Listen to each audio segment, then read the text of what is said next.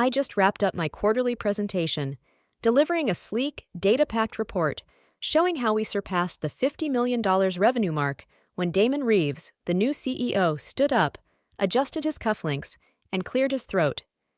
"Before we finish," he said with a smile that didn't quite reach his eyes, "I have one more announcement about our leadership restructuring."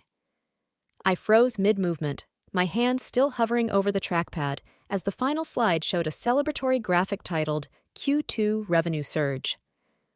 Marking a record-breaking quarter behind me, Damon paced slowly to the front while the whole executive team remained silent. Some looked confused. Others, those who had been whispering in corners recently, avoided my gaze. "As of today," Damon announced, "Olivia will be stepping down as Chief Operating Officer. We deeply appreciate her significant contributions." There was a pause, but as we shift into a new phase of aggressive scalability, we require fewer operational bottlenecks and quicker decision-making. He added, "Olivia's strength lies in strategic discipline, but now we need to be faster and leaner." A heavy silence settled, not shock, but shame. "I believe your exact words last week were, 'We should hire more carefully and invest in development before scaling too fast,'" Damon said casually. "That caution has its place, but not now. Thank you for your service." He looked at the team as if that explained everything. I stared at this man who had been with the company less than 3 months and smiled. "Thanks for the clarity," I said simply. No dramatics, no tears, no protest, just silence. Then I stepped aside as Damon took over the projector and launched into a slide titled Phase 2, Structural Optimization. I walked back to my office as if heading to lunch. They didn't know what I'd already done 2 months earlier. When Damon was appointed by the board, I sensed a shift. He came from fast-turnover VC firms where decisions were driven by spreadsheets and ego, not people from day one.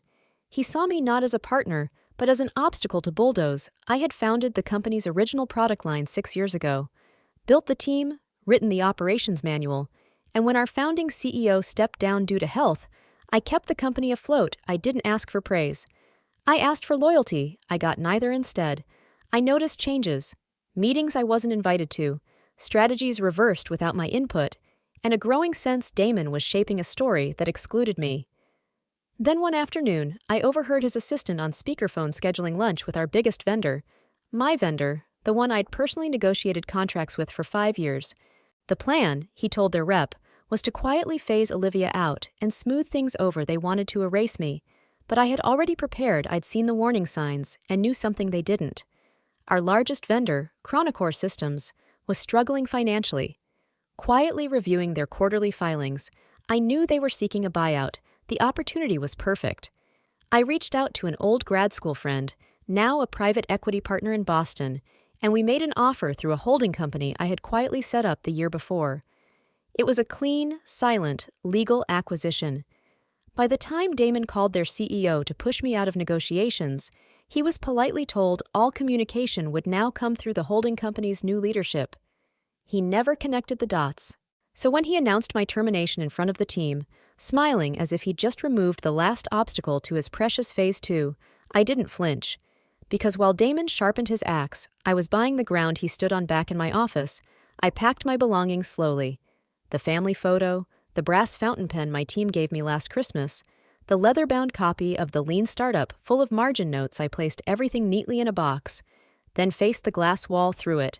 I saw Damon laughing with the CFO. I smiled softly. Tomorrow the emails would fly, contracts would change, and in 3 days, panic would replace his smug confidence, because the heartbeat of the company's supply chain, the vendor they couldn't replace, was now owned by me, and I was done being quiet. Friday morning, a polite but cold email from HR landed in my inbox. Subject: Transition Plan. "Olivia, please complete the enclosed checklist by 5 p.m. today. We'll arrange your severance and benefits accordingly. Also, Damon asked if you'd draft a knowledge transfer document for your replacement, Best Camille, People Operations." I chuckled. The man fires me in front of my team, then asks for a favor like we're swapping birthday cards. "Still," I replied briefly, "Camille, I'll ensure all deliverables are documented. Regards, Olivia." It wasn't just professionalism, it was strategy. Every file I handed over would be clean, precise, and just incomplete enough to make them dependent on a partner they no longer controlled. And that partner, Chronocore Systems, they still hadn't put the pieces together. At 10:17 a.m., Michelle, my attorney, called. "They've started sniffing around," she said. "A junior procurement manager at your old company reached out to Chronocore, asking why they haven't signed off on a new delivery schedule." We responded formally, citing the acquisition and saying the new leadership would handle future talks. "They'll escalate it Monday," I predicted, "especially when they realize how central Chrono is to Phase 2. Michelle laughed. "They've got a dependency they never even vetted. Congratulations. You own their supply chain." I leaned back in my chair, staring at the stack of framed awards I hadn't packed yet, most for operations excellence, cost savings, and strategic procurement, all earned under my watch. They used to be proud of me, until I became inconvenient. That evening I had dinner with Clara, one of the few I still trusted. She slid into our usual wine bar booth, eyes wide. Everyone's talking about it. Damon was cocky all afternoon, but around 3 p.m., his mood changed. Something spooked him. I stirred my drink. Was it about Chronocore? She nodded. They were supposed to finalize next quarter's contract this week, but the call got bounced. Legal said something about ownership changes, and now Damon's demanding answers. I raised an eyebrow. So he's finally paying attention. Clara leaned in. He doesn't know, does he? Not yet. What will you do? I smiled, slow and deliberate. Nothing I already did. On Saturday, I got a meeting request, not from Damon, but from their procurement lead, Trevor. His message read, "Hi, Olivia. I know things ended awkwardly, but I'd like to talk briefly about the Chronocore contract. There's some internal confusion, and since you handled those negotiations, would you be open to a quick call?" I didn't reply, not out of spite, but simply because it wasn't my responsibility anymore. Instead, Michelle sent an official letter on behalf of the holding company, Verity Partners LLC, informing Techline, the parent company, that all further discussions regarding Chronocore services would now go through Verity's new client relations lead. That is, me. Then Sunday night, just after 9 p.m., my phone buzzed again. Unknown caller, Damon Reeves. One missed call, a voicemail, and a new message waiting. I didn't listen. Michelle had advised me not to. "Let your silence be the loudest thing in the room," she said. And she was right.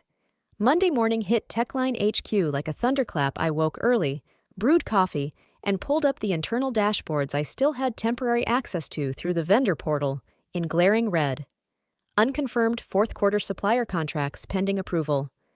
Those pending contracts would freeze 3 major product lines if left unresolved. At 8:02 a.m., Clara texted me.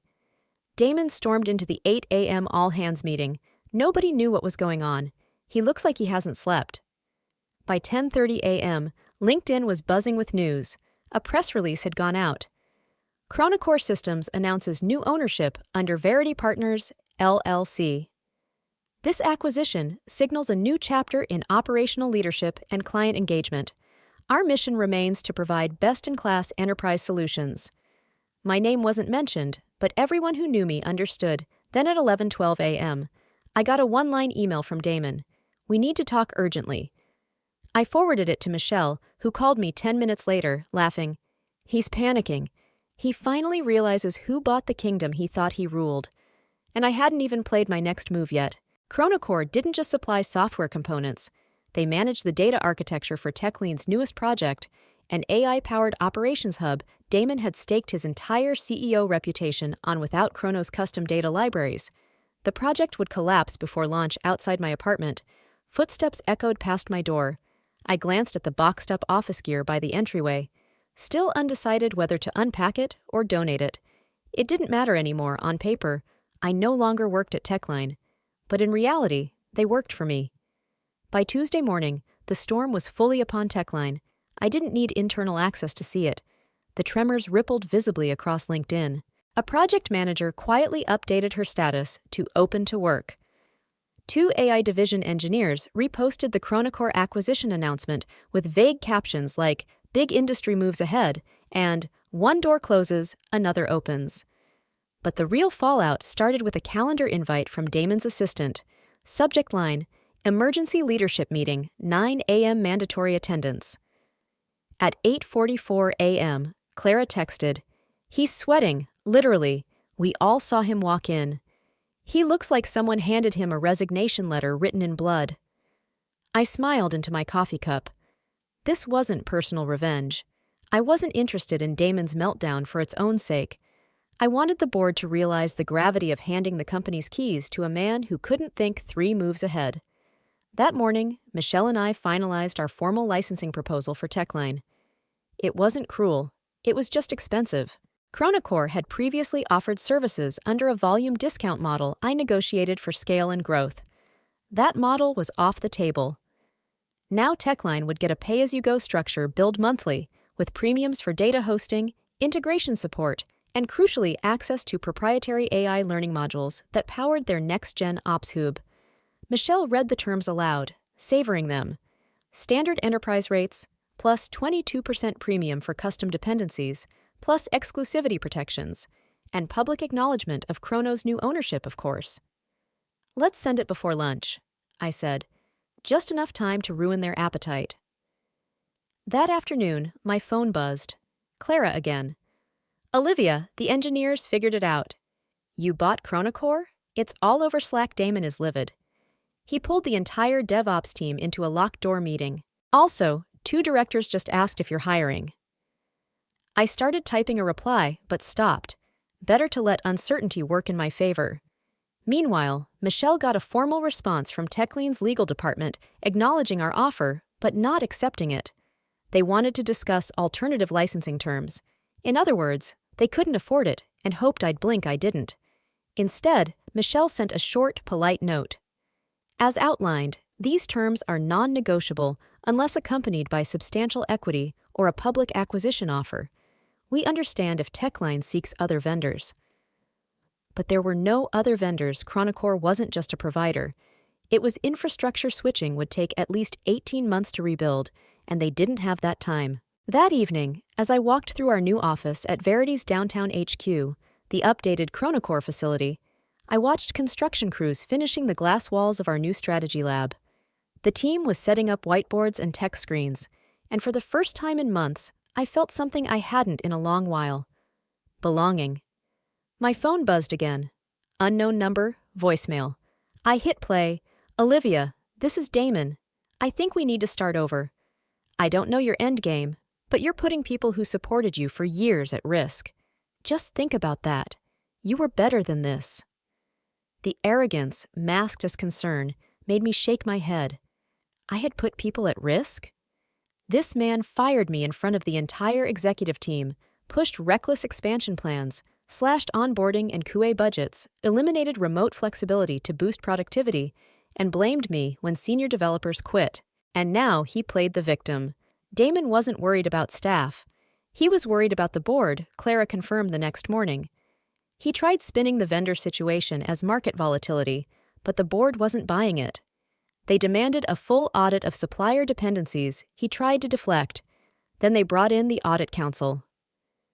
This unraveling is happening fast. I think he knows he's finished. At noon, my inbox pinged with a message titled, "Immediate assistance requested" from Techline's board chair, Richard Alvarez. It read, "Dr. Monroe, on behalf of Techline's board of directors, we request a confidential meeting at your earliest convenience. We are reviewing current leadership's handling of strategic partnerships and believe you may offer insights valuable to our assessment. Please let us know a suitable time." That caught my attention, I replied. "Mr. Alvarez, I'd be happy to make time later this week. Thursday or Friday morning works well. Please advise what fits your schedule respectfully. Olivia Monroe, Managing Partner, Verity Partners." After sending it, I leaned back and glanced at the framed quote on my shelf, a gift from one of my engineers back at Techline. "Be the kind of leader your future self won't have to apologize for." I had no apologies to make, because while Damon played politics, I built power, and the game wasn't over. Thursday morning arrived bright and cold, with a crispness in the air that felt fitting. I dressed carefully in a navy pantsuit with clean lines, silver cufflinks, and the sapphire ring my grandmother left me, an outfit that said, "I don't work for you, but you'll wish I did." At exactly 9 a.m., I entered a private boardroom on the 32nd floor of Halberton Tower, where the TechLean board had reserved space for what they called a confidential off-site review. The receptionist greeted me warmly. "Dr. Monroe, they're expecting you." Inside, Richard Alvarez, the board chairman, stood to welcome me. "Thank you for coming, Olivia. We appreciate your time." "Of course," I said, shaking his hand. The room was silent, dark walnut panels surrounding us, with a carafe of coffee untouched on the sideboard. 6 board members sat around the table, expressions ranging from neutral to uneasy. They didn't know what to expect: anger, bitterness, smugness. Instead, I offered calm. "I understand you've requested insight into the Chronocore situation," I began. Richard nodded. "It's escalated beyond our expectations." I suspected as much. I placed a sleek leather folder on the table. "Here is a timeline, emails, correspondence, financial filings, all confirming that Chronocore was fully acquired by Verity Partners 3 weeks ago. We're now the exclusive provider of your AI systems architecture and own the data modules powering over 60% of your next-gen rollout." Silence filled the room as I continued. "You'll also see that at the time of acquisition, I was no longer employed by TechLine, so legally there's no conflict of interest, only a failure of your current leadership to recognize operational risk." A board member in a gray suit leaned forward. "Why didn't Damon flag this?" "Perhaps," I replied evenly, "because he didn't see it coming." That landed. They shifted uncomfortably. Richard cleared his throat.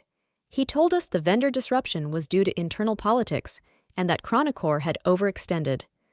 I shook my head. Chronocore is more stable now than in 5 years. What's unstable is Damon's belief that cutting out institutional knowledge was the right move.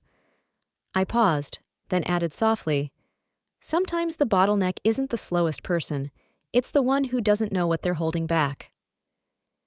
Later that day at Verity's office, I met with my new executive team to review final terms of the updated licensing agreement TechLean was being urged to accept. "It's generous," Michelle said. "We included a 6-month grace period at their old pricing to soften the blow." "They won't see it that way," I replied. "But it's fair. We're not here to punish. We're here to protect our product and set a precedent." Across the table, our CTO, Eli, pulled up a live dashboard showing incoming client inquiries. "Since the press release," he said, "we've had 12 enterprise companies reach out, some TechLean competitors asking about migrating." I scanned the list. 2 names jumped out, clients I'd chased for years at TechLine, only to be told they were unreachable. Now they were knocking on my door by Friday. The board had called an emergency executive session. Clara kept me updated via text. "Rumor is Damon won't survive the weekend. They pulled his calendar access, legal is involved. Also, he just realized the DevOps team copied you on the last documentation repo before you left. Audit trails are time-stamped, proving you acted in good faith all along. He's unraveling." I stared at that word. Unraveling. It didn't bring joy, but closure. This wasn't revenge. It was recognition. Being sidelined and told, "You're in the way," after 6 years of building from the ground up. It was about showing what happens when you dismiss the woman who read every line of code, built every partnership, and mentored half the people now holding the company together. That evening, just before closing my laptop for the weekend, I received another message subject. Formal response to licensing proposal from Richard Alvarez. "Dr. Monroe, the board has reviewed Verity Partners' proposal and is prepared to accept the terms as outlined, including updated pricing, acknowledgement of new ownership, and the 6-month transition clause. We also extend an apology for how your departure was handled. While it does not change the past, we hope it opens the door to a more respectful professional relationship moving forward. Thank you for your time and for reminding us what true leadership looks like." I read it twice, then once more, and forwarded it to Michelle. Her reply came instantly. "Well, that's about as close to a corporate confession as you'll get." I leaned back, watching the city lights flicker across the skyline below. The city buzzed, people rushing, chasing, climbing, and me. But I wasn't climbing anymore. I'd already arrived. Monday morning began quietly. Too quietly. That calm before the storm, I arrived at Verity's headquarters just before 8 a.m. coffee in hand, and opened my inbox. A flood of overnight alerts, press inquiries, and internal updates greeted me. The story had broken. CEO ousted amid corporate shakeup. Techline board removes Damon Reeves amid vendor crisis. The headline was everywhere. Tech blogs, financial news, even a LinkedIn trend tagged #leadership matters. I clicked the article and scanned for familiar names. A source close to the board told the press that Damon's failure to properly evaluate critical supplier risks, combined with the sudden loss of Chronocore, had caused irreversible damage to Techlane's reputation and endangered several product lines. His dismissal was immediate. Clara confirmed everything less than an hour later. It was real. Damon cleared out his desk at 7 a.m. No speeches, no dramatics, not even a glance as he walked out. Richard Donovan stepped in as interim CEO previously. He'd led operations at Iron Core before their acquisition. A guy known for cleaning up messes. P.S. They're rebranding the AI Operations Hub to distance it from Phase 2, which people inside now call the Ghost Project. Clara sent me a gif of someone pouring water on a fire. I smiled quietly. Despite the turmoil, I didn't feel victorious. I felt calm and focused. Damon's downfall was inevitable. But what happened next was what really mattered. Around 11 a.m. I entered the product lab for a team meeting.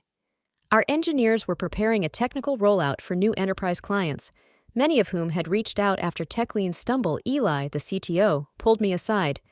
"You won't believe this," he said. "Techlean actually sent over a draft of the public licensing agreement, and they included your name."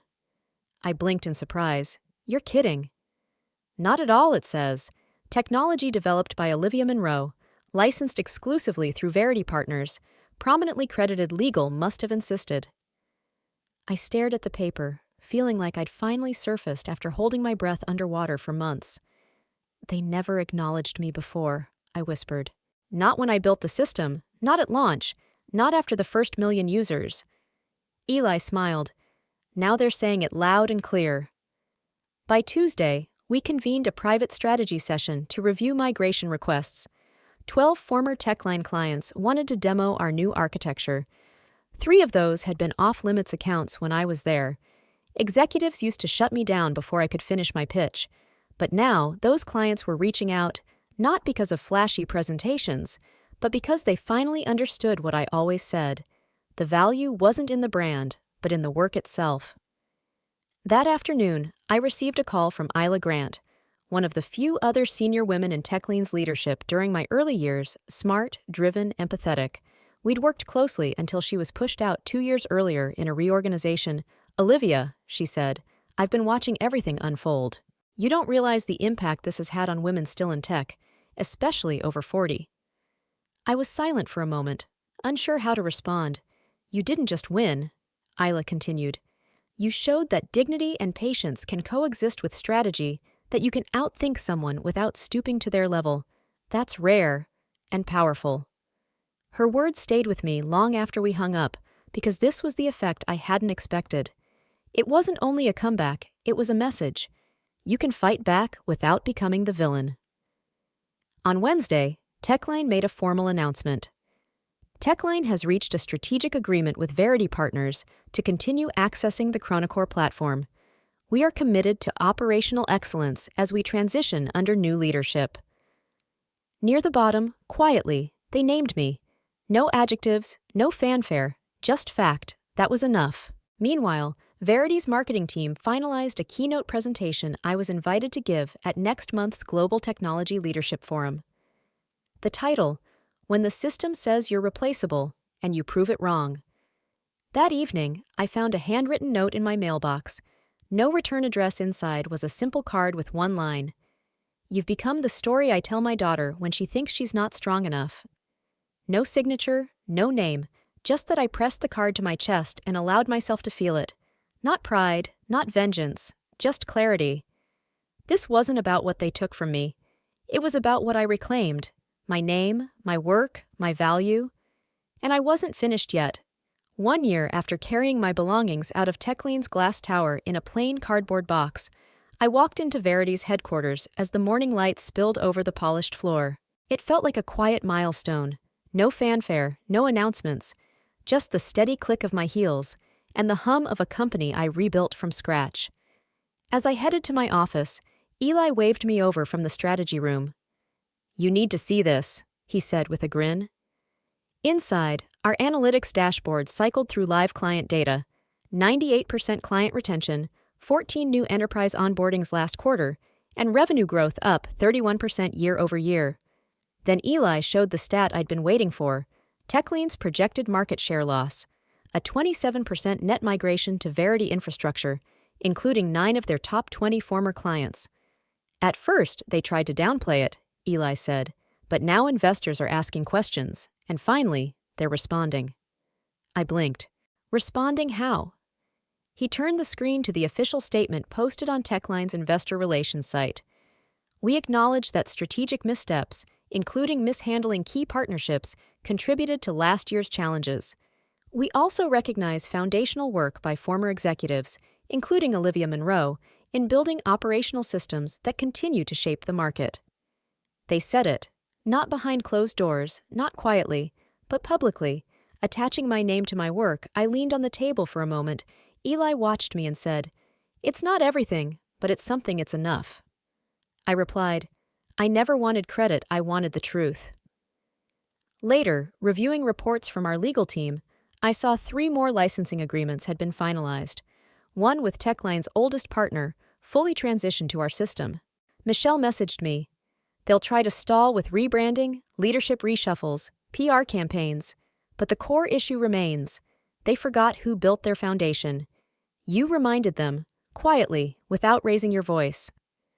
I didn't answer immediately. I just sat there rereading her message, letting it settle. That was the point, wasn't it? All the careful strategy, the silent moves, the composure when they expected me to break. It wasn't about ego. It was proof that grace and power can coexist. That evening, as I walked through Verity's quiet halls, I noticed something new near the entryway. I noticed a framed plaque hanging on the wall, something I hadn't authorized, but immediately recognized. It read, "True innovation's legacy isn't the product itself, it's the people behind it." Beneath that, in smaller print, was my name. I lingered there, staring at the way the hallway lights shimmered on the glass surface.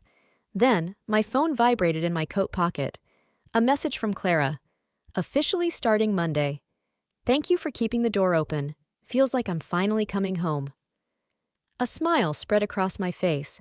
Clara had been among the last to depart TechLean, devoted to a fault. But now, at last, ready to grow beyond the limitations that place imposed on her. "Welcome back," I responded. "There's so much more ahead of us to create." Later that evening, at home, I retrieved a small box tucked away at the back of my closet. It still contained mementos from my final day at TechLean.